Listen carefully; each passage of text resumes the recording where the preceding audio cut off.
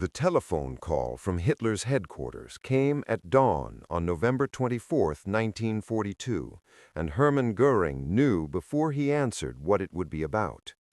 The Reichsmarshal sat in his estate at Hall, surrounded by the art treasures he had looted from across Europe, wearing one of his elaborate uniforms, this one white with gold epaulets, and he felt the weight of what was coming even before he lifted the receiver.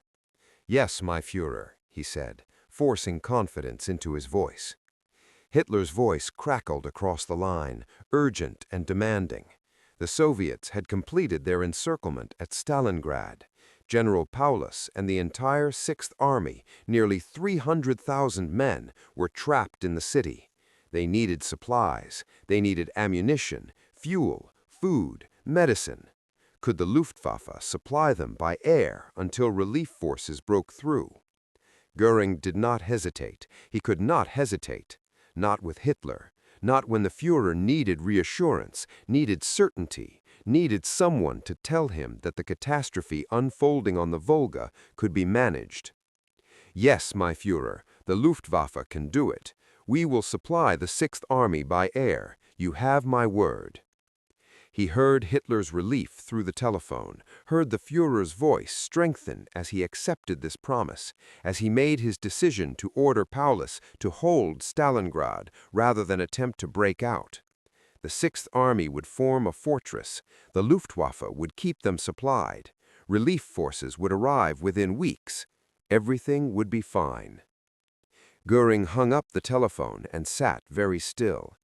Through the windows of his study, he could see the forests of Brandenburg in their winter colors, peaceful and remote from the frozen hell of Stalingrad. He had just promised to supply an entire army by air through Russian winter weather, across hundreds of miles of territory now controlled by Soviet forces, while the Luftwaffe was already stretched thin across multiple fronts. He reached for the crystal decanter on his desk and poured himself a cognac. Even though it was barely 7 in the morning, his hands were steady. They had to be steady. He was Göring, the hero of the First World War, commander of the Luftwaffe, second only to Hitler himself in the Reich. If he showed doubt, others would doubt. If he showed fear, others would panic. But alone in his study, with the morning light making the gold on his uniform glitter mockingly, Hermann Göring allowed himself a moment of cold calculation. What had he just promised? The Sixth Army required, by conservative estimates, approximately 500 tons of supplies per day: food, ammunition, fuel, medicine, spare parts, clothing, everything an army needed to survive and fight. 500 tons per day, every day. Göring rose and walked to the map table where he kept his aerial charts. He spread out the map of southern Russia and studied it. Stalingrad was here, on the Volga, deep inside Soviet territory. The nearest German airfields were at Tatsinskaya and Morozovskaya, over 100 miles away. The distance meant longer flight times, more fuel consumed, fewer sorties possible per aircraft per day. He pulled out a notebook and began calculating. The Luftwaffe's primary transport aircraft was the Ju-52, a reliable 3-engine plane that could carry perhaps 2.5 tons of cargo. To deliver 500 tons per day would require 200 Ju-52 sorties, 200 flights every single day. Göring set down his pen. The Luftwaffe did not have 200 Ju-52s available in southern Russia, not remotely close. Perhaps 100 if he stripped them from other sectors, from training schools, from everywhere. And that assumed all aircraft were operational, which they never were. Maintenance, weather damage, combat losses, at any given time a significant percentage of aircraft would be unavailable. But Hitler needed an answer. Hitler needed confidence, and Göring had given it to him because that was what Göring did. He made grand promises. He projected power and certainty. He told Hitler what Hitler wanted to hear. The telephone rang again. This time it was Luftwaffe Chief of Staff Hans Jesonek calling from headquarters. Herr Reichsmarschall, I understand the Führer has ordered the Sixth Army to hold Stalingrad and that we are to supply them by air. Is this correct? It is correct. I have given the Führer my assurance that the Luftwaffe can accomplish this mission. There was a pause on the line. Göring could hear breathing, could sense the questions the man wanted to ask, but did not dare. What tonnage are we required to deliver? Jesonek asked. 500 tons per day. Another pause, longer this time. Herr Reichsmarschall, we do not have the aircraft available to maintain such a supply line. Our transport fleet is already fully committed. The H-111s are needed as bombers. The Ju-52s are scattered across every theater. To gather enough aircraft would require stripping resources from everywhere. Then strip them, Göring interrupted. Pull aircraft from wherever necessary. The Sixth Army is the spearhead of our offensive in the south. They must be maintained. The Führer has ordered it, and I have promised it will be done. Yes, Herr Reichsmarschall, I will begin organizing the airlift immediately. Göring hung up and returned to his calculations. Perhaps he had been too conservative. Perhaps fewer aircraft could manage it. If each plane flew multiple sorties per day, if the weather cooperated, if losses were minimal, if everything went perfectly, then maybe, just maybe, it could work. He had done the impossible before. The Luftwaffe had accomplished miracles in Poland, in France, in the Low Countries. German air power had terrified Europe. Surely it could supply one army, even a large one, even in winter, even in Russia. Göring spent the rest of the day meeting with his staff, issuing orders, organizing the airlift. Aircraft were to be pulled from France, from Germany, from the Mediterranean. Pilots were recalled from leave. Ground crews were mobilized. Airfields in southern Russia were to be expanded and supplied. Everything was set in motion with typical German efficiency. And for the first few days, Göring allowed himself to believe it might work. Reports came in of successful supply flights.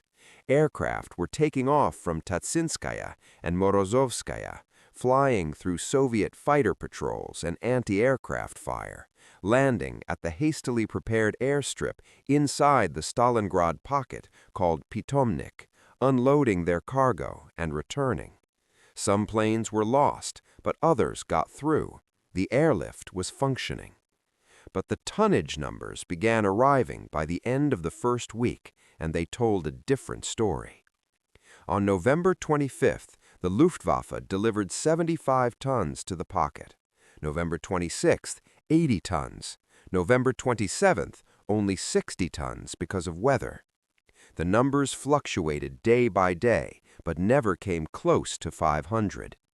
Göring read the reports in his office at Karinhall, and a cold knot formed in his stomach.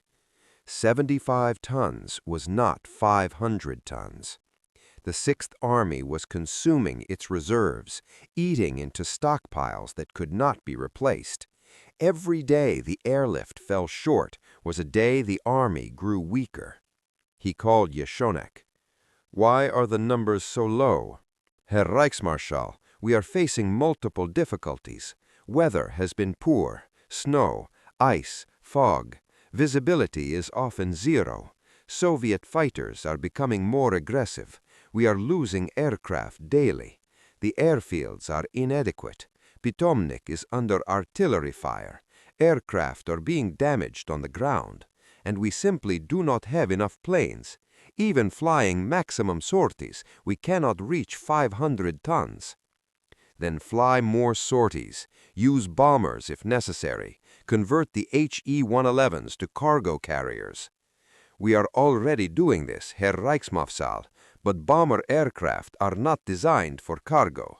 They carry less than the Ju-52s, and taking bombers off combat operations weakens our tactical air support across the entire Eastern Front. Göring slammed his hand on the desk.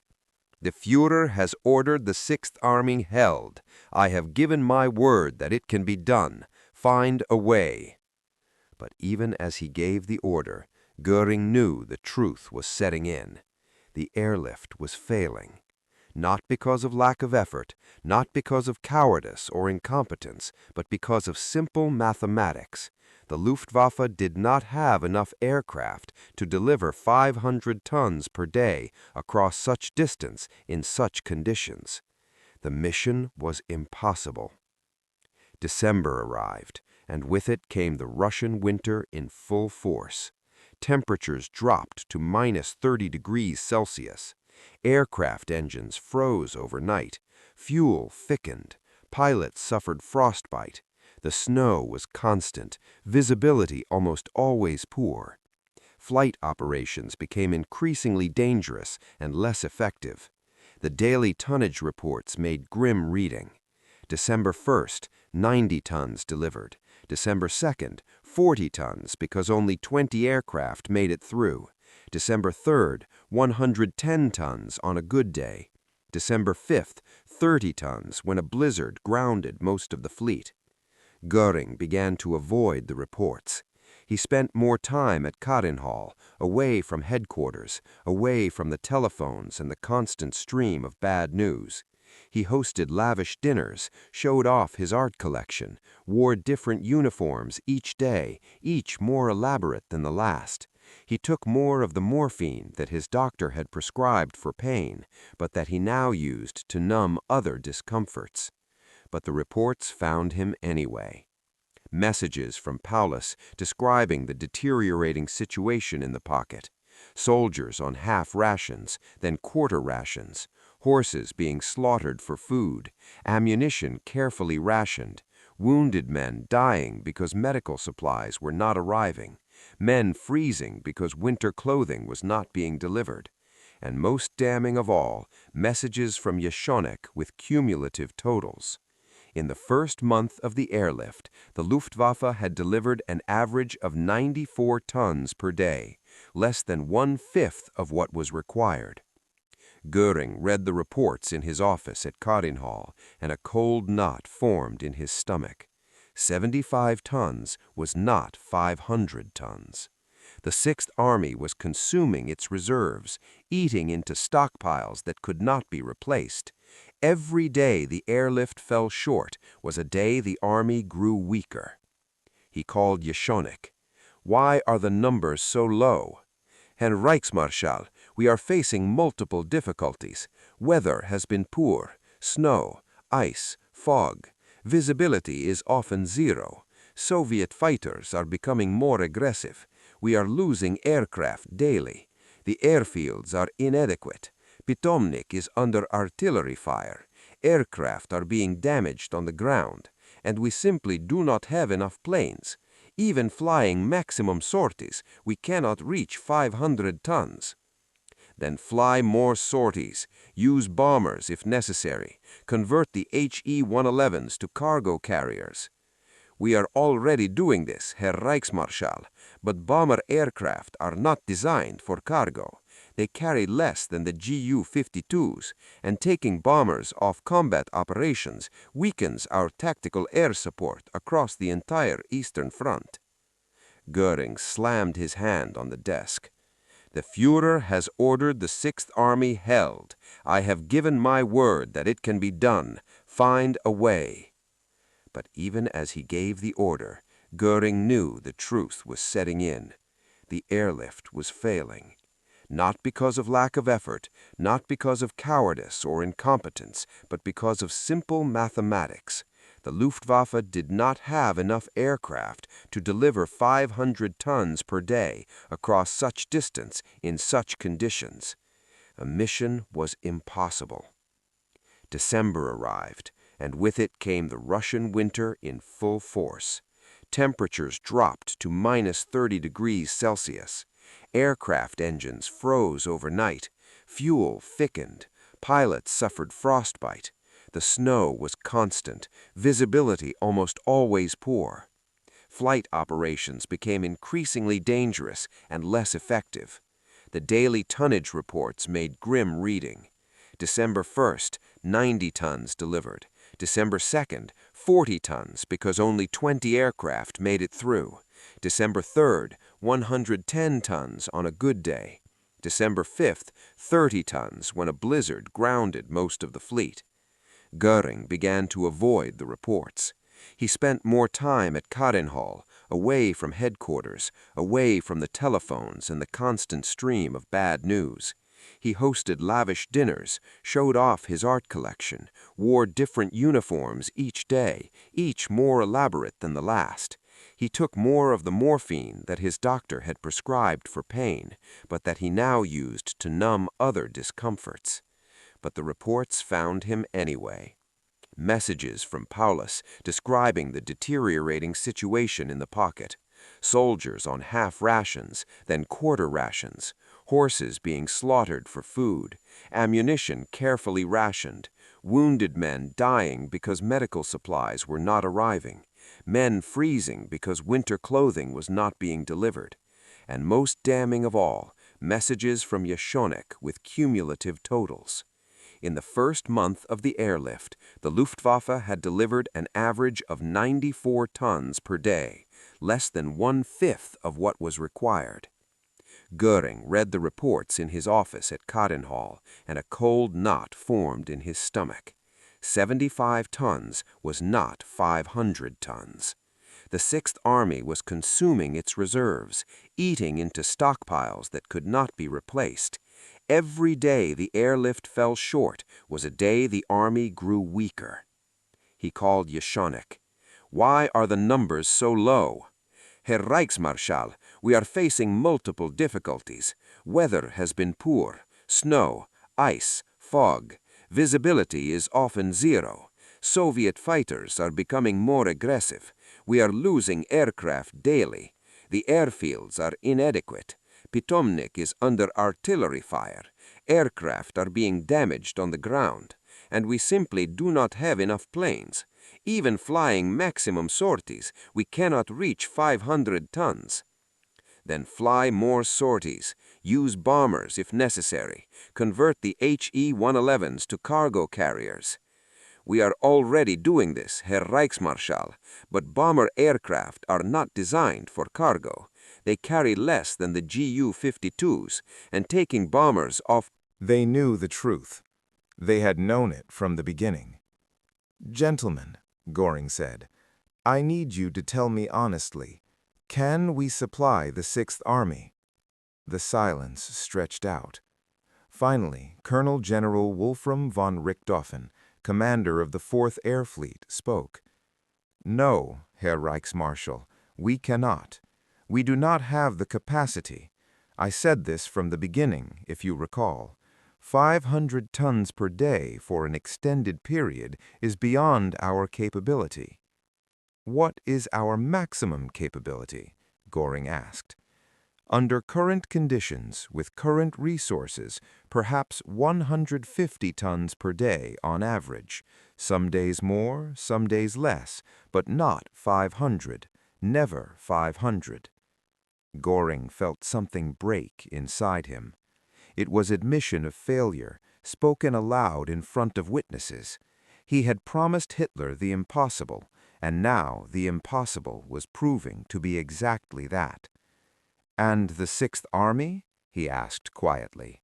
"What does 150 tons per day mean for them?" "Slow starvation," Richthofen said bluntly. "Gradual weakening, eventually collapse. They cannot fight indefinitely on what we can provide." "How long can they last?" "Weeks, perhaps 2 months if they are lucky, and if Manstein's relief effort succeeds quickly. But if the relief fails—" Richthofen did not finish the sentence. He did not need to. Göring dismissed them and sat alone in the operations room. Outside, he could hear aircraft engines, Ju-52s being prepared for the next run to Stalingrad. Brave men about to fly into danger, carrying supplies that would not be enough, would never be enough, could never be enough. He thought about his career, about his rise to power, pour le mérite winner in the Great War, ace pilot, squadron commander, friend to Hitler from the earliest days of the party, creator of the Luftwaffe, builder of German air power, Reich Minister of Aviation, Reichsmarschall, a rank created specifically for him, second man in Germany, and now presiding over a failure that would doom 300,000 men. Christmas came, and the airlift continued. On Christmas Day, the Luftwaffe managed to deliver 140 tons, nearly a record for the operation, but still less than one-third of what was needed. Göring spent Christmas at Carenhall trying to celebrate, trying to maintain appearances, but the hollow feeling would not leave him. The new year arrived, and with it came worse news. The Soviets had launched an offensive against the German airfields. Tatsinskaya was threatened. Aircraft had to be evacuated in panic, many being destroyed on the ground or lost in the chaotic withdrawal. The airlift now had to operate from even more distant bases. The tonnage dropped further. January 1943 was a month of steady deterioration. The reports from Stalingrad became increasingly desperate. Men were eating the horses, then the dogs, then things Göring did not want to think about. The wounded filled every building. Typhus was spreading. Frostbite claimed thousands. Ammunition was nearly exhausted. And still the transport aircraft flew day after day, delivering what they could, which was never enough. Göring watched the loss reports pile up, aircraft shot down by fighters, aircraft crashing in bad weather, aircraft damaged beyond repair at the primitive airstrips. The Luftwaffe's transport fleet was being destroyed, sacrificed in a futile attempt to accomplish the impossible mission that Göring had promised could be done. In mid-January, Pitomnik airfield was lost to a Soviet advance. The airlift now had to use an even smaller strip called Gumrak. Capacity dropped further. The last flights were bringing in ammunition and carrying out wounded, those few who could be saved, leaving behind tens of thousands who could not. Göring stopped going to headquarters. He could not face the staff officers, could not bear to see the maps showing the shrinking pocket, could not endure the questions about when the airlift would improve. He stayed at Carenhall or at his hunting lodge, surrounded by luxury, while men died at Stalingrad. On January 22nd, Gumrak airfield was lost. The last aircraft flew out under fire, and that was the end of the organized airlift. A few supplies were dropped by parachute after that, but it was a token gesture, meaningless in the face of the catastrophe. Göring received the final reports in his study. The Luftwaffe had flown over 6,000 sorties to Stalingrad. It had delivered approximately 8,350 tons of supplies total, an average of less than 100 tons per day. It had lost 488 aircraft and over 1,000 aircrew, and it had not saved the Sixth Army. On January 31st, Paulus surrendered the southern pocket. On February 2nd, the last German resistance ended. Of the nearly 300,000 men who had been encircled in November, fewer than 90,000 marched into Soviet captivity. The rest were dead, killed in fighting, starved, frozen, or dead from disease. The Sixth Army had been destroyed, the greatest disaster in German military history. And it had happened in part because Hermann Göring had promised that his Luftwaffe could do something it could not do. Hitler called him in February after the surrender. Göring expected to be dismissed, perhaps arrested, possibly worse. But Hitler's rage had burned itself out into something colder and more terrible: disappointment. "You failed me, Hermann," Hitler said, not shouting, just stating a fact. "Yes, my Führer," Göring replied. There was nothing else to say. "Why did you promise what you could not deliver?" This was the question Göring had been asking himself for weeks. Why had he made that promise on November 24th? Why had he told Hitler that the airlift could succeed when basic mathematics showed it could not? "I believed we could do it," Göring said, and even as he said it, he knew it was not entirely true. He had wanted to believe they could do it. He had wanted to be the one who solved Hitler's problem, who saved the situation, who proved once again that the Luftwaffe could accomplish miracles. He had wanted Hitler's approval, his gratitude, his continued favor. And perhaps deepest of all, he had been afraid to say no. Afraid to be the bearer of bad news, afraid to tell Hitler that the situation at Stalingrad was hopeless, that the Sixth Army should attempt to break out immediately, that holding the city was impossible, afraid to contradict the Führer's judgment. So he had said yes. He had promised success, and 300,000 men had paid the price for his promise. "You will remain in your positions," Hitler said. "But understand this, you have lost my complete confidence. The Luftwaffe has failed. You have failed." Göring left the meeting and returned to Hall. He looked at his art treasures, his medals, his elaborate uniforms, all the trappings of his power and prestige. They seemed like ashes now, meaningless decorations on the tomb of his reputation.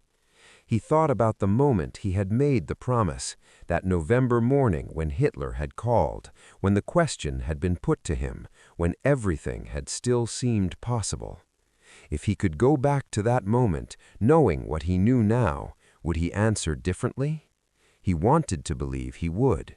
He wanted to believe he would tell Hitler the truth, that the airlift was impossible, that the Sixth Army could not be supplied by air, that Paulus must attempt a breakout immediately, regardless of the risks. But Göring knew himself. He knew his weaknesses, his vanity, his need for approval, his inability to admit limitations. Given the same choice again, he would probably make the same decision. He would promise the impossible rather than admit it was impossible. That was who Hermann Göring was, a man who had once been a hero, who had built an air force, who had risen to great heights, and who had condemned 300,000 men to death because he could not say no to Hitler. The realization had come gradually, not in a single moment. It had come in the daily tonnage reports that never reached 500. It had come in the aircraft loss statistics that mounted week by week. It had come in the desperate messages from Stalingrad describing starvation and cold. It had come in the final silence when the last airfield fell and the last aircraft flew away. When had Göring realized that air supply could not save Paulus? Perhaps he had known from the beginning, in some part of his mind he refused to acknowledge. Perhaps he had known from the first calculation, when the numbers showed the mission was impossible. But he had admitted it only slowly, reluctantly, fighting the truth every step of the way. He had admitted it when the December tonnage numbers came in far below requirements. He had admitted it when Hitler doubted him the first time. He had admitted it when Richthofen told him plainly that 500 tons was impossible. He had admitted it fully only when the pocket surrendered and the catastrophe was complete. Too late. Far too late. The time to admit it had been November 24th, when Hitler had asked the question, and Göring had given his fatal answer. That was when honesty might have saved lives, might have changed decisions, might have led to a different outcome. But Göring had promised a miracle, and miracles, it turned out, were in short supply in the winter skies above Stalingrad.